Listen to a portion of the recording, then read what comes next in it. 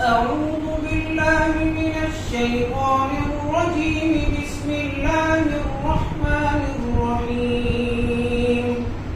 تبارك الذي جعل في السماء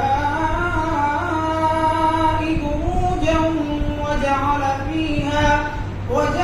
فيها سراجا وقمرا منيرا. وهو الذي جعل الليل والنهار خلفة لمن أراد أن يذكر أو أراد شكورا. وعباد الرحمن الذين يمشون على الأرض هونا